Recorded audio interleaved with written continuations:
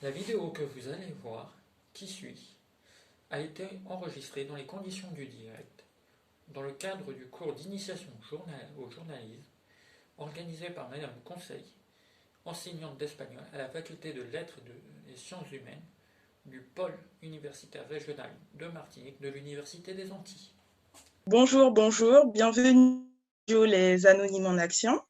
Aujourd'hui, nous allons nous intéresser à deux sujets qui touchent tout particulièrement en Martinique, qui sont les sargasses, et le chlordécone. Pour cela, nous avons deux invités sur le plateau. Maïva Mala, bonjour. Bonjour. Donc, Maïva Mala, qui est pédologue. Donc, je le rappelle, pédologue, c'est un spécialiste des sols agricoles. Et nous avons une autre invitée sur le plateau, qui est Camélia Talon. Camélia Talon, bonjour. Bonjour. Qui est, quant à elle, océanographe. Donc, avant de commencer, je vais vous expliquer un peu le déroulement de l'émission. Donc, voilà, nous allons recevoir des appels d'habitants des villes, des communes les plus touchées qui vous poseront quelques questions pour savoir un peu comment gérer ces deux problèmes. Mais avant cela, je vais vous poser des questions. Donc, je vais commencer par Camélia. Donc, depuis quand vous vous intéressez à l'environnement? Alors, moi, je m'intéresse à l'environnement depuis toujours, en fait. Depuis petite, c'est ma passion et c'est pour cela que j'ai décidé d'en faire mon métier en devenant océanographe. D'accord. Et vous, Maïva Mala, depuis quand vous vous intéressez à l'environnement? Alors, à vrai dire, je m'intéresse à l'environnement depuis mon adolescence. Pour moi, c'est quelque chose d'important. Et voilà, je vois que la Martinique a des difficultés dans l'environnement par rapport justement au chlordécone et aux sargasses. Donc, ça m'intéresse davantage. D'accord, d'accord. Donc, je vais vous poser une dernière question. Camélia, on va commencer par Camélia. Pourquoi avez-vous choisi le métier d'océanographe? Alors, en fait, comme nous habitons en Martinique et la Martinique, c'est une île, donc nous sommes entourés d'eau. Donc, pour moi, ça me semble important d'étudier les fonds marins ainsi que les phénomènes qui se passent actuellement par rapport au réchauffement climatique. Donc, la montée des eaux, des océans. Donc, voilà, c'est pour ça que j'ai décidé de devenir océanographe. D'accord, d'accord. Bon, ben, on va procéder aux appels, hein. On attend.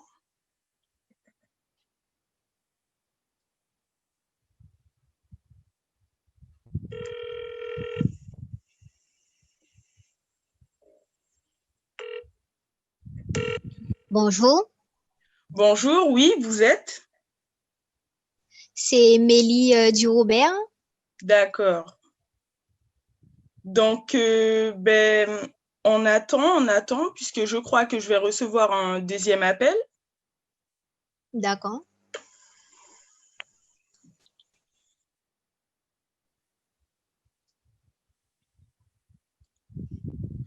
La deuxième personne qui a appelé, vous m'entendez? Oui, oui, je vous entends. D'accord, vous êtes? Stacy du Vauclin. D'accord.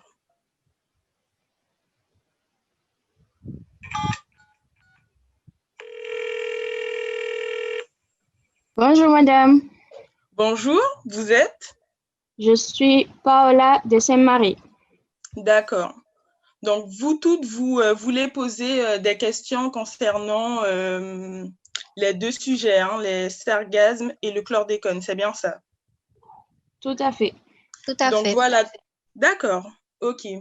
Donc, Maëva et Camélia, avant que ces dames vous posent leurs questions, enfin, voilà, je vais débuter, hein, je vais ouvrir le sujet, je vais vous poser une première question. J'avais oublié, on va commencer par Camélia. Donc, Oui, voilà. d'accord. Donc, je vous pose la première question. Quels sont les impacts du chlordécone sur l'environnement et sur la santé aussi? Alors, Pardon, excusez-moi. Le phénomène des sargasmes va-t-il durer longtemps? alors, pour répondre à votre question, on ne peut pas savoir exactement combien de temps le phénomène des sargasses va durer parce que pour savoir combien de temps il va durer, il faut déjà comprendre mieux le phénomène. Donc, des études sont en cours pour mieux le comprendre. Donc, pour l'instant, nous ne pouvons pas savoir. D'accord. Mais ok, d'accord, il n'y a pas de souci. Mélie? Alors, moi, ma question, elle est pour Camélia, bien Oui? sûr. Pourquoi les sargasses dégagent-elles une telle odeur? Parce que vous savez, Madame Robert, je ne peux même plus faire ma sieste correctement avec cette odeur. Donc, j'aimerais bien savoir pourquoi cette odeur. Alors, pour répondre. Alors, les sargasses s'échouent sur nos plages et en fait, lorsqu'elles se décomposent, elles produisent un gaz qui s'appelle l'hydrogène sulfuré et c'est un gaz toxique. Et c'est cela qui est responsable des mauvaises odeurs que vous sentez.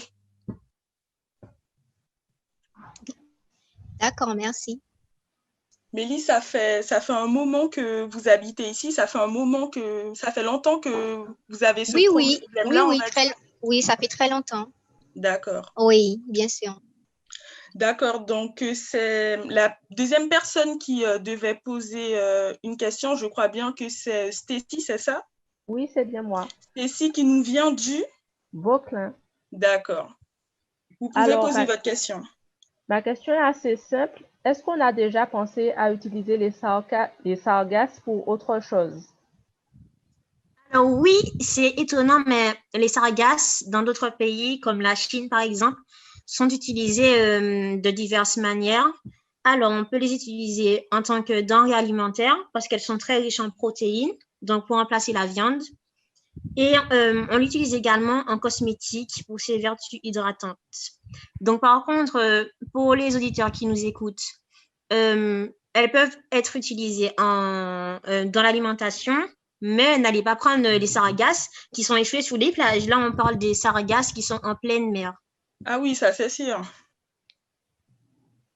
Voilà, si j'ai bien répondu à votre question. Oui, vous avez bien répondu. D'accord, donc la troisième personne qui avait une question, c'est Madame? Madame Paola, c'est Marie. Madame, j'ai une question et c'est très important parce que déjà, j'aime pas voir ça à l'extérieur et comme ma camarade a dit, c'est une mauvaise odeur. Alors, j'aimerais savoir comment peut-on le éradiquer? Alors, il n'y a pas encore de solution pour éradiquer les sargasses, mais par contre, il existe des prototypes de barrières qui ont été testés, par exemple en République dominicaine, afin de protéger les côtes. Donc, ce serait une solution envisageable pour la Martinique. Bon, merci madame. Hein? Mais de rien. Bitenta la mapa mais devant la caille moi. Hein?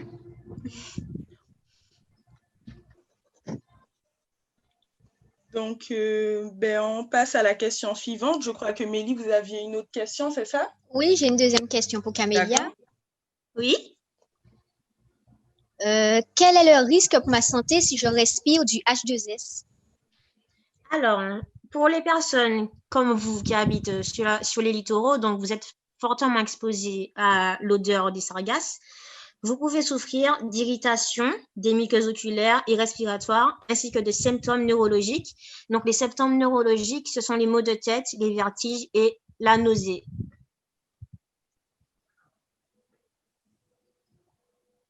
Vous m'entendez, madame? D'accord, merci beaucoup. Oui, merci. D'accord, de rien. Et je voulais vous demander aussi, est-ce que ça a un impact encore plus grave pour les enfants? Juste une petite réponse bref.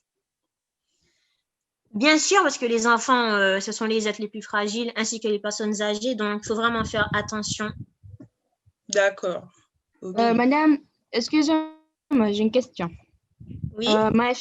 Ma fille, elle est enceinte et elle habite chez moi. Oui.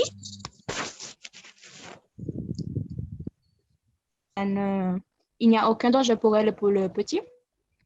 Alors, si elle habite chez vous, il faudrait mieux qu'elle déménage, hein, parce que, comme je l'ai dit, les femmes enceintes, les personnes âgées, ainsi que les enfants, ce sont les personnes les plus fragiles. Donc, si elle est fortement exposée, ça peut être dangereux. Merci, madame. De rien. D'accord. Donc, Stacy peut poser sa question. Oui? Oui, on a tendance à penser qu'à ceux qui vivent près des littoraux, mais ceux qui ramassent les sargasses, est-ce qu'il y a un véritable risque sanitaire pour eux? Eh bien, ce sont les personnes qui sont le plus exposées face aux sargasses. Donc, les personnes qui ramassent les sargasses doivent être correctement protégées. Donc, chaque travailleur doit disposer d'un masque qui les protège face aux gaz émis par les sargasses. Et voilà. D'accord. Avez-vous d'autres questions concernant les sargasses ou c'est bon? Oui, j'aimerais. D'accord. Allez-y, Paola. Oui? Vous pouvez poser votre question. Les ramassages des sargasses, ce sont des personnes volontaires ou de... Allô? On ne vous entend pas très bien, Paola. Madame, vous m'entendez? Oui, là, je vous entends. Oui, là, on vous entend. Excusez-moi, c'est le téléphone qui va pas. Oui, je me disais si l'organisation de sargasses, c'est par des personnes volontaires ou des personnes des personnes volontaires ou des personnes spécialistes pour ramasser ce genre de choses. Alors, ça peut être les deux. Vous pouvez être volontaire pour ramasser les sargasses et il y a des personnes qui n'ont pas le choix et qui sont obligées. D'accord, madame, merci. Mais j'ai une question. Quand la personne est obligée, ça veut dire qu'elle n'a pas d'option. Mais en fait, c'est leur travail, on va dire. Donc, c'est comme vous, par exemple, quand vous devez aller au travail, ben, c'est un peu pareil là.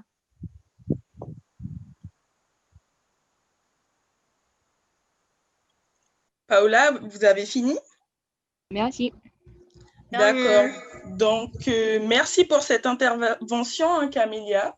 De rien, pas de souci. J'espère qu'elle a été utile à toutes ces dames et à tous les auditeurs, bien sûr, qui nous écoutent. Bon, ben, maintenant, on va passer à Madame Mala. Oui. Donc, toutes les personnes qui ont posé leurs questions voudront vous poser des questions à leur tour. Donc, mais je vais ouvrir le sujet. Hein. D'accord. Donc, je vous pose une question. Quels sont les impacts du chlordécone sur l'environnement et sur la santé? Alors, les impacts de cet insecticide toxique sont vraiment néfastes pour l'environnement. On ne va pas se le cacher, tout le monde le sait très bien. Donc, cet insecticide a contaminé nos sols, eau potable, les milieux aquatiques, les denrées végétales et animales. Au niveau de la santé, il est vrai que le chlordécone contamine notre sang, ce qui pourrait produire toutes sortes de maladies, de cancers, ainsi que des malformations, que ça soit chez l'adulte ou même chez les enfants, les nouveau-nés inclus. D'accord. Bon, ben, on va procéder aux questions des dames. Oui, Mélie, vous avez une question? Bonjour, Madame Mala. Bonjour. Oui. Alors, y a-t-il une façon de diminuer, en fait, cela? Alors, ça peut être difficile. Franchement, manger local sans chlordécone est très dur, car c'est un pesticide qui est partout.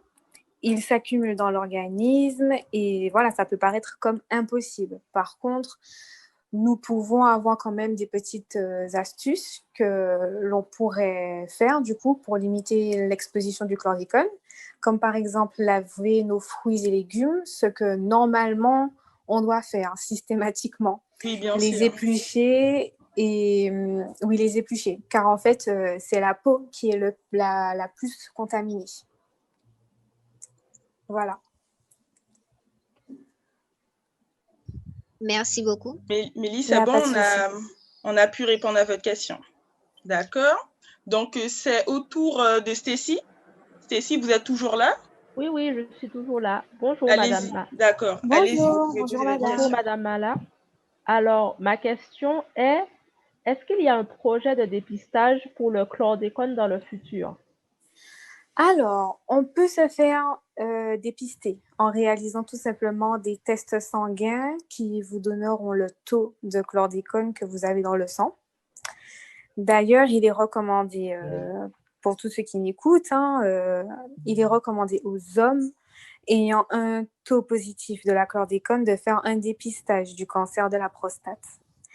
Donc, ces tests sanguins coûtaient entre 80 et 140 €. Cependant, l'année dernière, les députés ont voté pour le dépistage gratuit.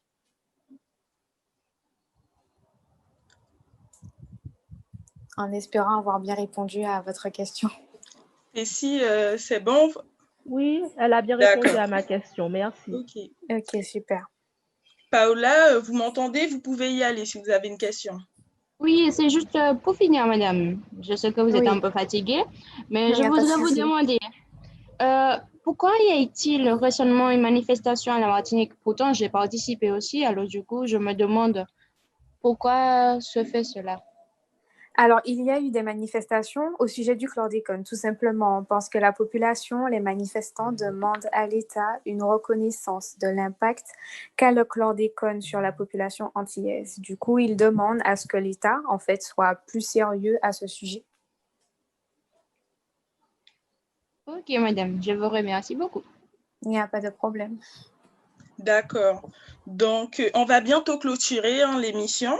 Mais j'aurais juste aimé savoir quelque chose, Maëva. Est-ce que vous, vous arrivez à trouver, on va dire, un équilibre? Est-ce que vous arrivez à savoir à peu près comment essayer de manger moins de chlordécone, on va dire? Comment vous arrivez à gérer tout ça?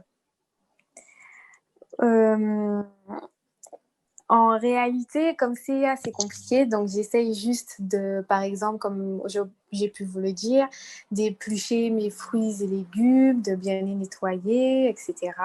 Et puis, oui, voilà, tout simplement. Après, il existe des terrains, des terres où le chlordécone n'y est pas, en fait. Et voilà. D'accord, merci. Merci pour votre participation, Mélie, Stécie et Paola. Merci à nos invités qui ont pu répondre à toutes nos questions. Et puis voilà, et puis merci aux auditeurs qui nous ont écoutés. Voilà.